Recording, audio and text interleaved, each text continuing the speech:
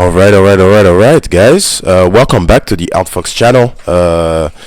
Today we give, in this video, we're gonna give relationship advice to Cotton Ball 18. Let's fucking go.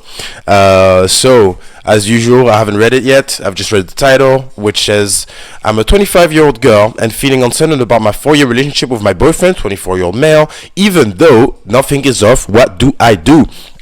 So it's not really something I've come across a whole lot, and I don't even know if people I know would even bring it up or talk about this. So actually, I'm very proud of you, Cotton Ball, for saying this, because usually people would just ignore it, say something is wrong with them, and then go on with their day, right? If they can't point out a specific thing that's off, or they'll create it. Usually, it's like, I don't know what's off. I'll just create some problem with my boyfriend, and then I'll just break up with him for that reason, even though I don't actually know the real reason why I want to break up. I think a lot of people do that.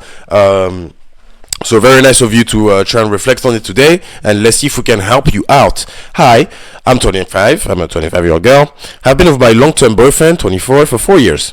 We met when we were young, 20 years old, in a college, and it does not feel like it's been 4 years. Time has flew by so fast. Lately, I've been feeling doubts and uncertainty in our relationship. How do I know that he is the one? I have never been in a relationship before, and I wish I had more experience in other relationships before ending up with my boyfriend. Oh no. He has been in a relationship before with a toxic ex, and he is 100% certain he wants to commit to me. Okay? I've told him my doubts, and he's understanding. Albeit worried. Okay? I don't understand what that means, but that's fine. I hope it's not that important. And says that I need to take my time to figure out my feelings, and that he's always here for me, the good. We have excellent communication. He's the kindest person I know. He supports me and has been extremely helpful in my dark times, and I know that he would be an amazing father. The bad. The spark has dulled, and I find myself barely attracted to him in a sexual way. He has more passive people-pleasing personality than me, which bothers me sometimes. The relationship feels like a little boring at times. So nothing is an inherent red flags to leave, but I wish I felt as certain as he did in our relationship. Sometimes I think about what with another man would be like, and my gut has been telling me maybe this relationship is not meant to be, but also maybe it is. I am so young, and I don't know anyone else who has ended up with their first boyfriend. It wasn't what I wanted, but it sort of happened. I just wonder what else is out there. I would be the worst heartbreak to leave, and I know this sounds selfish, but he really supports me financially, and I am doing as a master's and entering low paying field, and having his high income has really taken off financially. Stress for my future. I am terrified if I break up with him. What if I never find someone good? We have been doing long distance for the last 2 years, and plan on closing the gap and living together end of this year. So I was thinking I would wait and give us a proper chance of having a more normal relationship before reevaluating. It is possible long distance has contributed to my thoughts. So what would you do, bro? Girl, low-key kind of scary. Why do I say this? Is because I'm in the same situation, except I'm in the same situation as your boyfriend. So I was in a toxic relationship before my fiance right now, and my fiance she had a 2-year relationship, but I'm her first more serious relationship on multiple grounds. And I'm really scared that this is gonna happen to her. I'm like, bro, one day you might just be like, but what would it be like with another guy, And so I'll give you a little bit of my point of view on how I kind of want to get myself ready for it. It's gonna be very weird, but actually, it's not gonna be very weird. It's not weird at all. Okay, I just think that you have to open your mind to sexual exploration if it's needed, in the worst case scenario. So it feels like you don't want to break up with him, and I don't think you should. And I think that your curiousness might be more sexual than anything else, though I may be wrong. Because how would you feel, for example, if you were able to experiment outside of your relationship with him still being with here for you?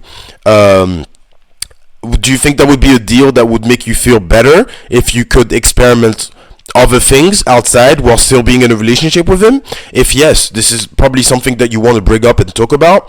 The way I would talk about this is in the lens of your lack of experience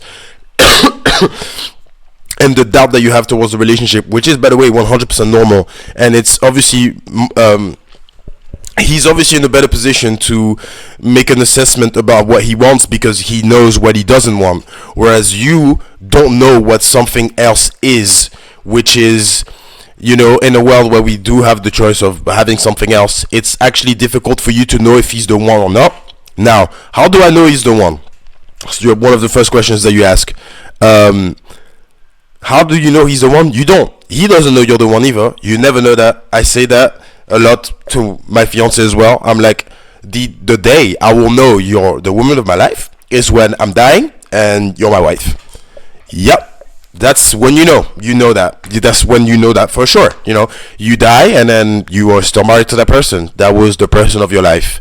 That's yeah. I mean, you die and you're happy in the marriage. Huh?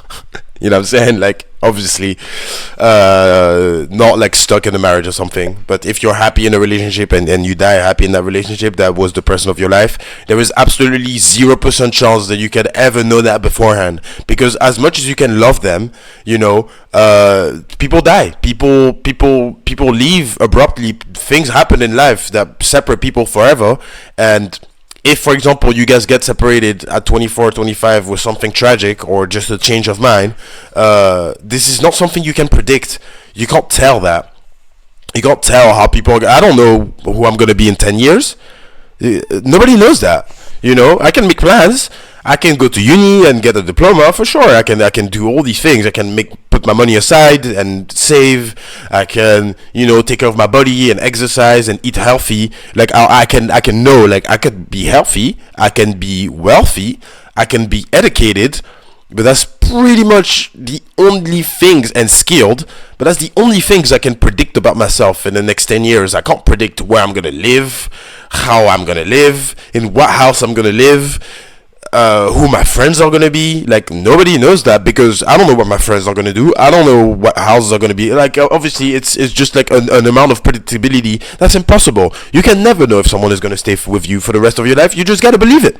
Like I don't know if you're religious, but it's kind of like a God thing, right? It's like a faith thing, though. The person that is in front of you is a little bit more real, so I find it easier to believe in that. But you will never know. You will never know. Now, if you feel like this is blocking you too much, I think you should talk about it with him and say that you would like to explore whilst being in a relationship. Maybe open the relationship for a few months when you guys move back together. Maybe experience things together, you know. I don't know, like threesomes or something. I'm just throwing it out there. I'm not gonna give you any details about this. I think you should probably go into the details yourself and talk about it with your boyfriend, because I don't know how you feel about these things. I don't know if that's what you mean. I don't know if what you want is another romantic relationship. And I'm gonna give you the answer right now. Yes, you can have another romantic relationship. That will happen for you. And it's probably gonna be good too. And if you put effort in and you find someone nice, it's probably going to be a nice, loving, romantic relationship too. Now, what's the point of leaving a good romantic relationship to have another one? Just to have another one? I don't know if that's good enough for you. It wouldn't be for me, for sure.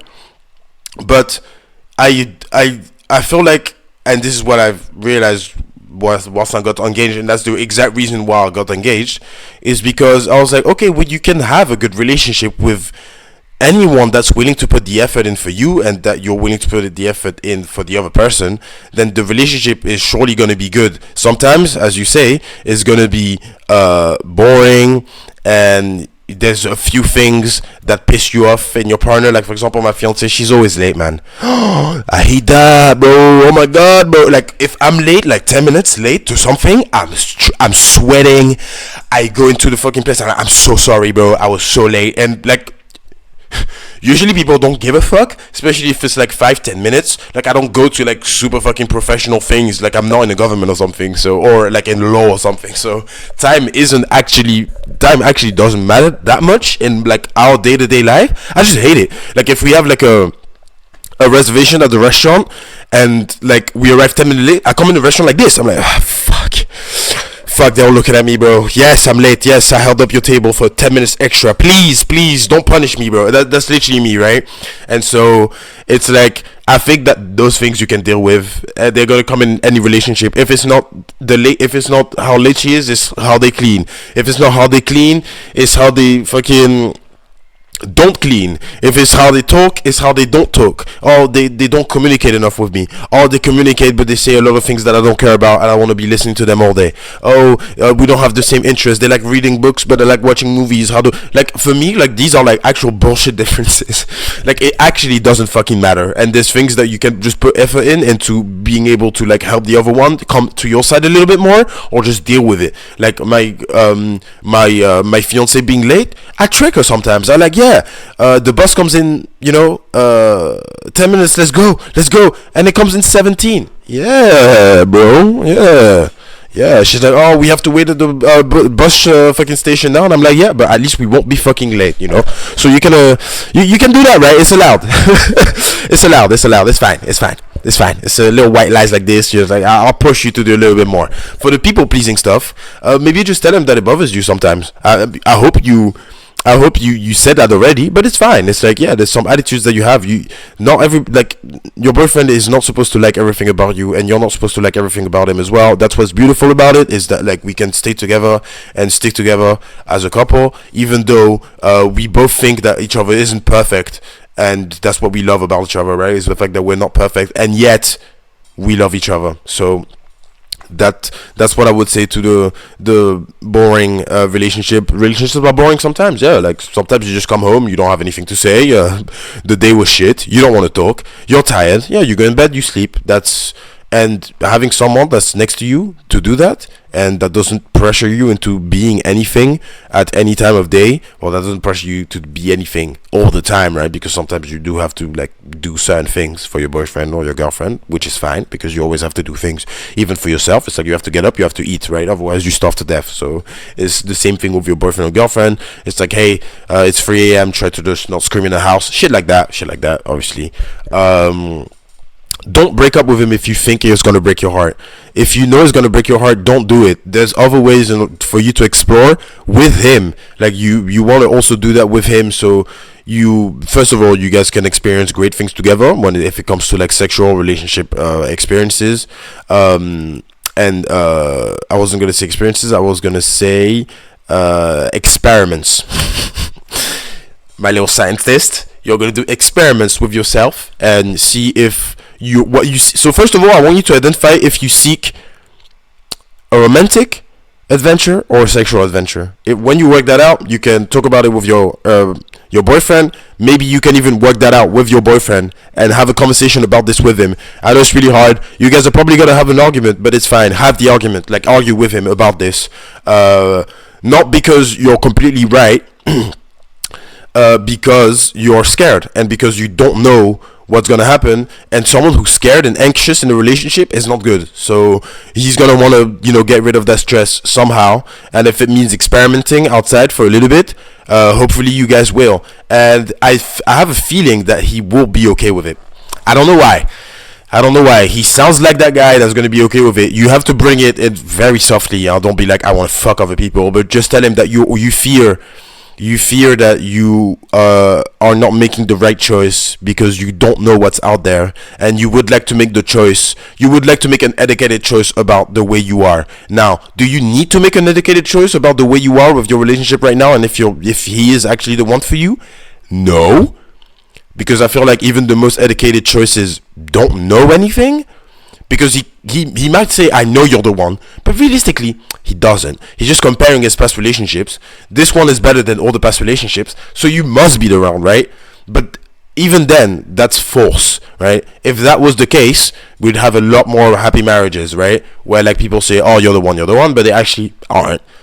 Because you can never know.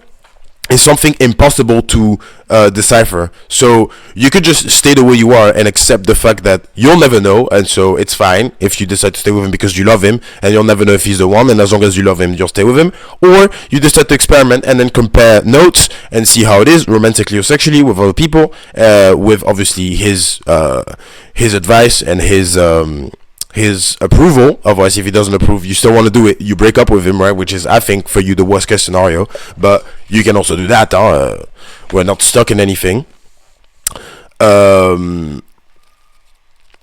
But yeah, for sure, and just wait to move in with him and try to speak about it with him if you still feel scared. I think it's more sexual than romantic, but again, I may be wrong, and if you think I'm wrong, please let me know in the comments. Yeah, that's about it for today. I hope you enjoyed the video. I hope you guys enjoyed as well. I hope you guys got some advice for your own relationships too, and I will catch you on the next one. Out Fox, out. Thank you very much for watching.